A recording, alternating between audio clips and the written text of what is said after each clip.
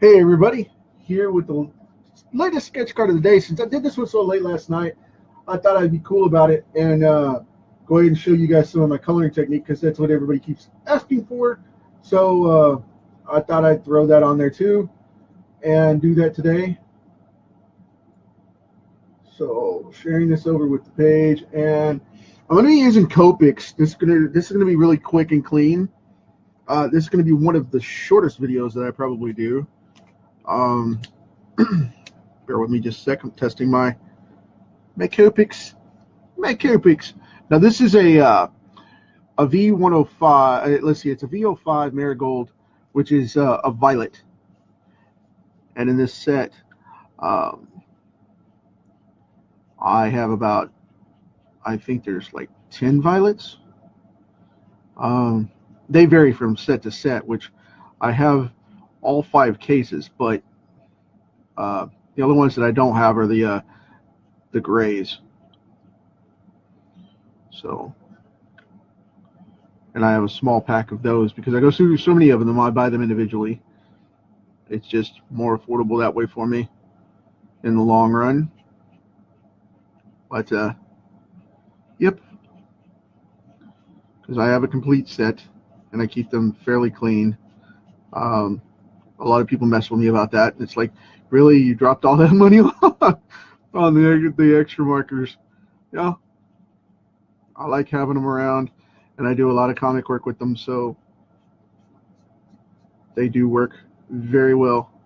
Copics are very forgiving. I've found, I've heard that over the years, the last few years that have been around. But see that one right there, that dark mark will blend out very easily because some of this ink is still wet, unfortunately, because I didn't give it enough time to dry. But being a sketch card, it'll blend right in, and then when I tone it in a moment, it'll blend even further because I do these kind of quick.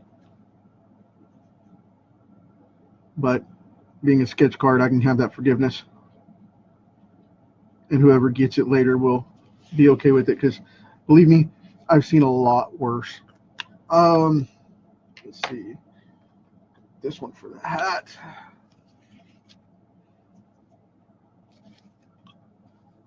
Go up high here for the top of the hat. Making sure you guys can see this. Because this being an animated style, it's going to be kind of flat anyway. But I'm going to try and do at least 2 tones per color section here, so we can have a little more contrast to it. But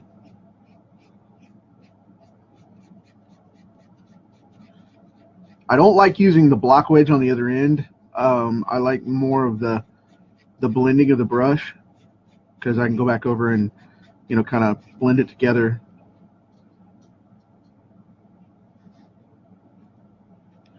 And a lot of people are just like, well, you're just coloring. There's a little bit more. There's a little bit more to it than that because you have to be aware of the contrasting light and whatnot. You just can't throw these down. It's not coloring, like a kid in a coloring book. Of course, adult coloring is a lot different when you do coloring books and things these days too, because I do a lot of that too. A lot of stress reliever in that. But you have to be able to know what color contrasts go and all that good stuff, and it can mess with your head. I'm gonna put this lighter one on top, and I've got a little bit darker for this one on the bottom.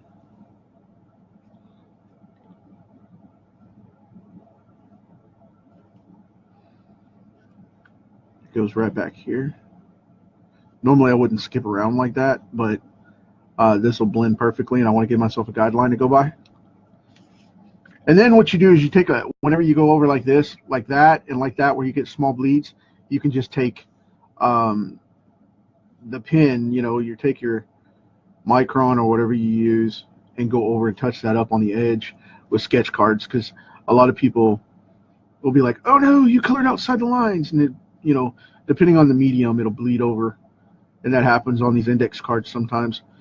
So what I do is I cover it up with more black. That's the reason I leave those lines so thin, is so that I can go back over and thicken them up on the round on the edge with no problem. Because sometimes when you use these, the brush will, depending on what end they were sitting on in the case, sometimes they'll bleed just a little bit because they'll have a lot of fluid down in the bottom, and that's down in the brush, and it'll do that. It will do that. And I'm doing this, like I said, sketchy, so it's really light right now. I mean, most people wouldn't color them in this way, but I want to make it look like it was a sketch card done in 10 minutes on the fly.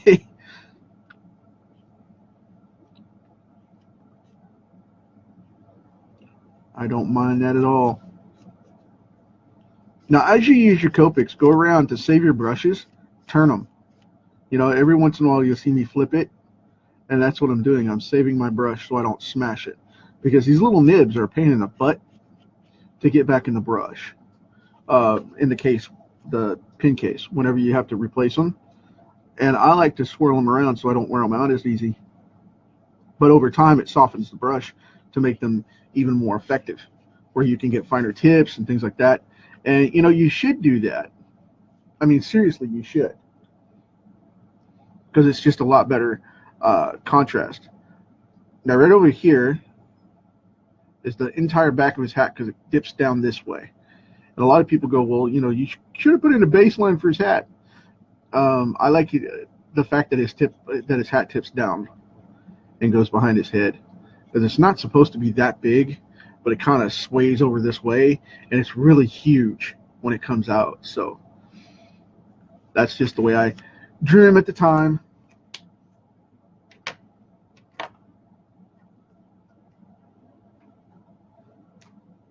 That's Thomas. Got people making jokes for the lines. Okay. Now this one is going to be down here for the cape. It's going to be a pretty bold purple for the lighter shade of the two that I'm going to do. And I've got to be very careful along this bill here, because if I mess it up, that's going to be a bad deal, because I can't cover that up.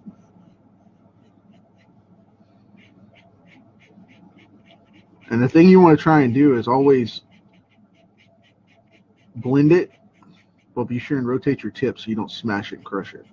Because like I said, it's one of those things, you know, it's to the individual, but the more you use one side, it's going to make it feather that way, and then it's going to start to break down the fibers, and then it's going to eventually just crack and bleed on you, and then it's going to be all over the place.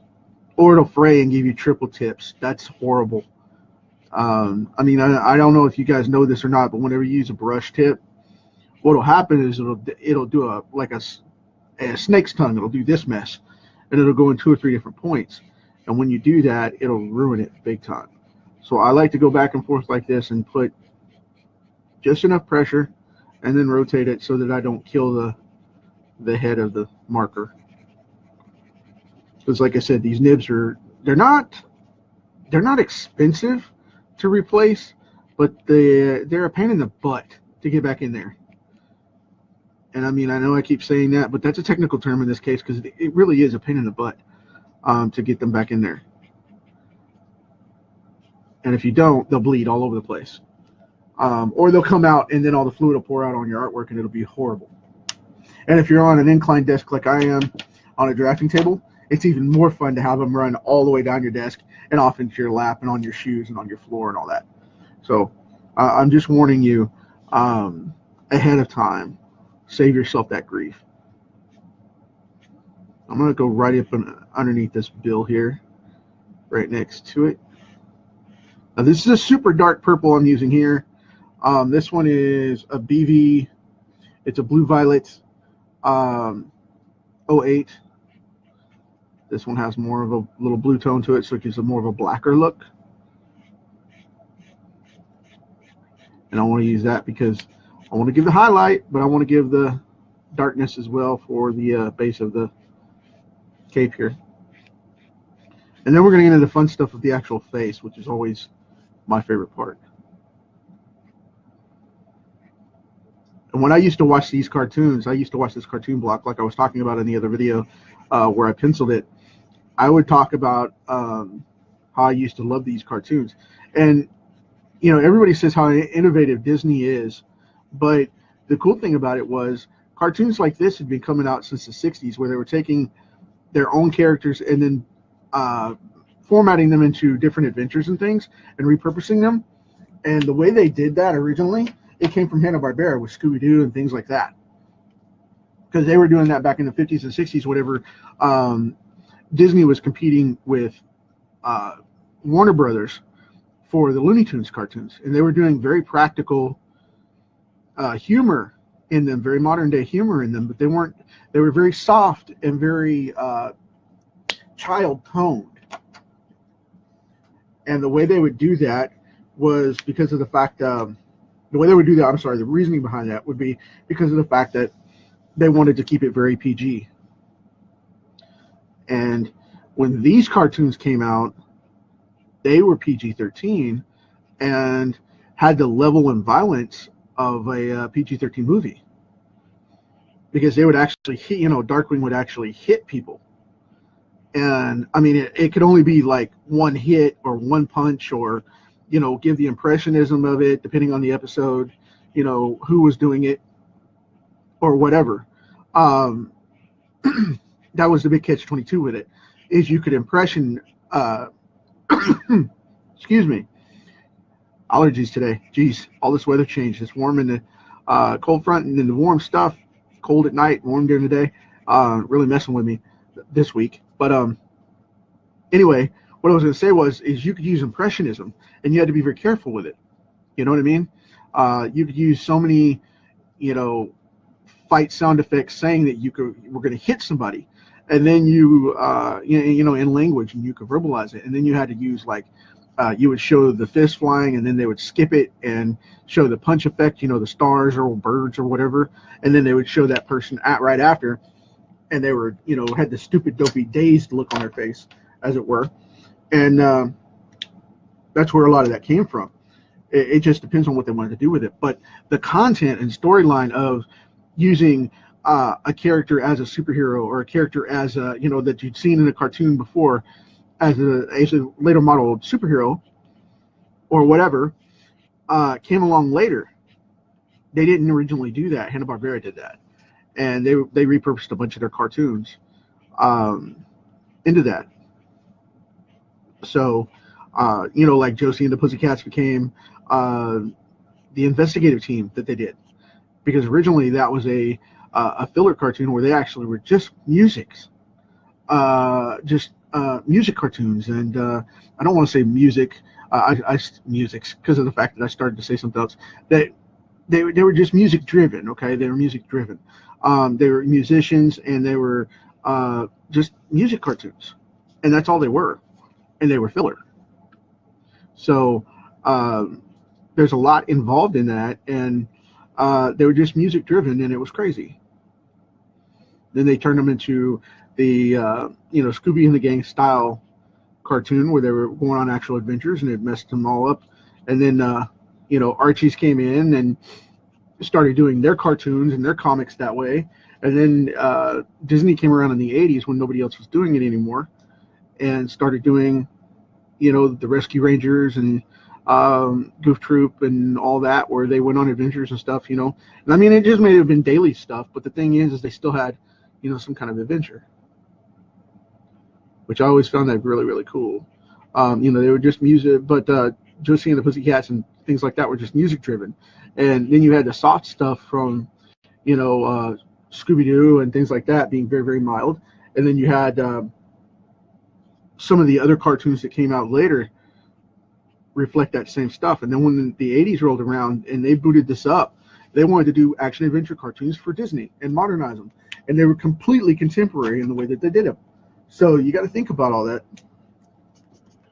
in the way that it came out, because, you know, you had things like the Gummy Bears that started off. I don't know if you guys remember that or not, but there was a cartoon Disney put out called the Gummy Bears. It was the Adventures of the Gummy Bears.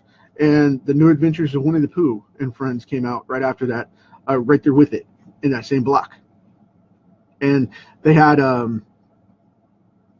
Donald Duck and the Donald Duck and what was it? I think it was Chippendale. And before they became the Rescue Rangers, it was the old 60s cartoons replaying, and they would show the old Disney cartoons on Saturday mornings. And that was pretty crazy. They syndicated those. And that came out of competition with the Warner Brothers Looney Tunes stuff, because they were syndicating the old stuff as well as the Looney Tunes Comedy Hour. And they had to compete against that. You know, when the Looney Tunes Comedy Hour came back out, they had to compete against that on a high-end level for merchandise. And that was crazy. That's where these particular cartoons came from, is to compete against that. You know, the Bugs and Daffy show and whatnot. And they had to do something to compete, because Warner Brothers was tearing them up for the first time ever. And they didn't have a major property on TV that was animated anyway, because you know they had the Disney Friday night stuff where they had Sidekick with Ernie Reyes Jr.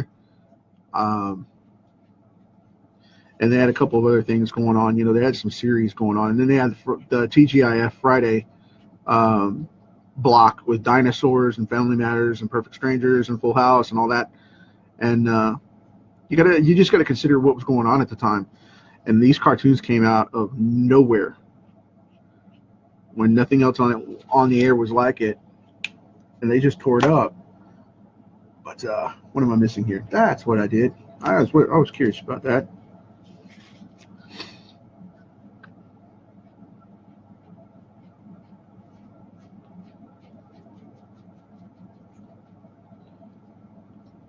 And I want to keep this flat because I want it to look like the animated style.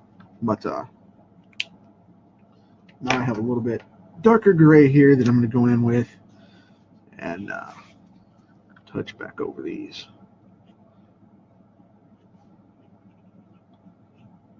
Go ahead and darken out this area here. But yeah, it's cool stuff, man.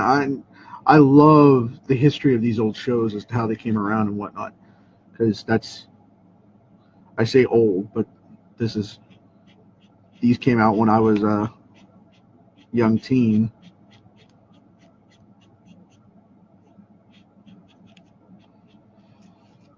So let's see how we're coming along here.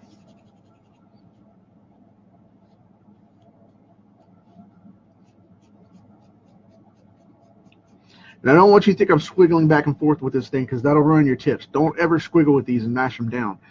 What you want to do is, what you're seeing me do is go back and forth, and I'm making little circles. I'm actually lifting up and coming down. Boom.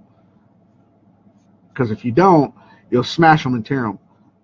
Don't ever wiggle them back and forth. Make clean strokes. I had someone just ask me privately if I was digging those down or not. No. No. So, cool deal. All right. I'm going to take this light gray here. I'm going to go back in right up under this eyelid.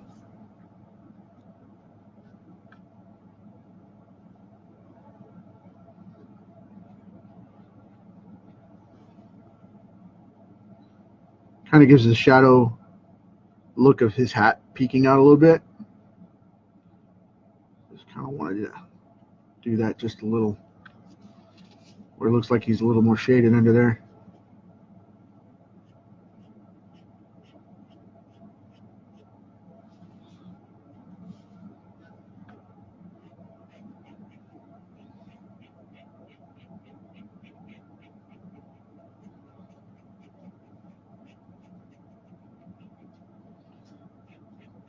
Cool deal. All right. And I think I'm going to grab something else here to help us out a little bit.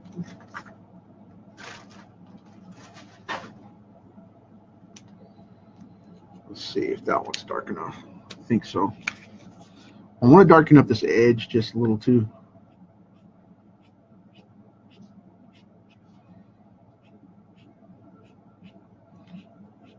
I have a hanging bag. If you guys heard that when I was looking for the marker, I have a hanging bag here where I keep the active colors that I want for my work of the day, kind of hanging in that. And then I put them up in the evening so that they don't settle and rumble around all night when I'm not back in the office. The reason for that is accessibility, and because I've knocked over those cases too many times to keep them all out. I've got them over here behind me on the other desk, and the reason I do that is because of the fact that I've knocked those cases over numerous times, and I haven't broken any of them because they're hard plastic cases, thank goodness. But still, I'm not big on the idea of tearing them up that way, because I don't want to have to buy another prop stand or anything crazy like that for my markers. So that's another thing you want to do if you use these. Be sure you put them in a secure place, because they have to stay in a certain temperature, and they have to stay nice and clean and out of trouble. Cool deal. Yeah, that worked out a lot better than I thought it would. Cool deal. Nice. All right. I think I'm going to use this gray here one more time, and I'm going to go in and I'm going to just do this right here. Make this pop up a little bit. Pop out his scarf.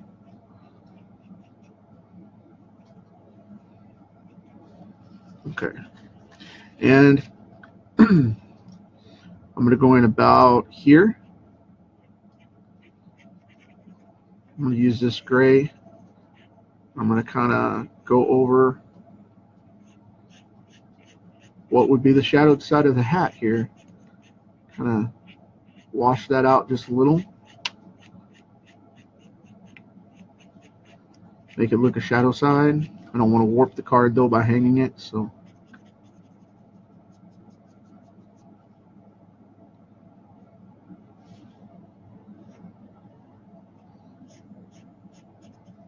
These markers are very forgiving, because see, it's, I don't know if, yeah, you guys can see up there. See, it's still gray, no problem. These tips are very forgiving.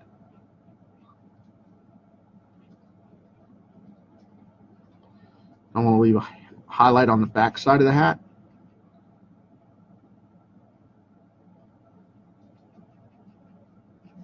Like that.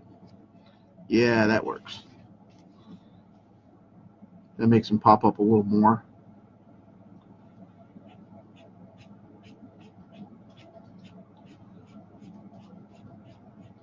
I want it to still have that purple color, but I don't want it to be quite as well lit. So right across here. And then we'll say that this runs down behind here and leaves the kind of highlight right there. Boom. Right there across that line. That works. Now,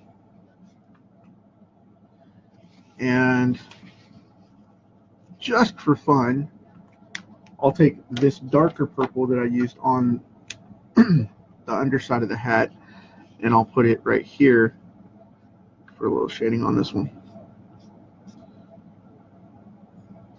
Now with this being in the light, you want to have it a highlight on both sides and give it just a little bit of a dark tone right in the middle.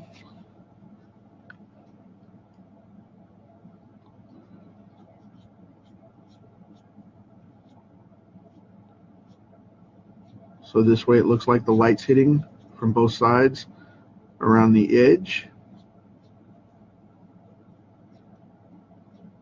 Like that. And then we can do the same thing up here.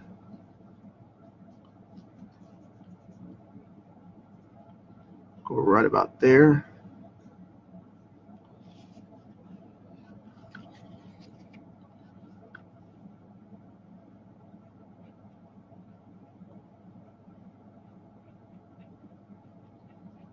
Because most people like to overwork these things and black them out, and you'll end up washing out your color. You don't want to do that. You want to go from the middle out and leave highlights. because the light always hits on the edge. Light will always hit on the edge, always, unless it's a direct surface light, and at that point you get light like that, but then you get the shade underneath where the crease is, where the surface bends.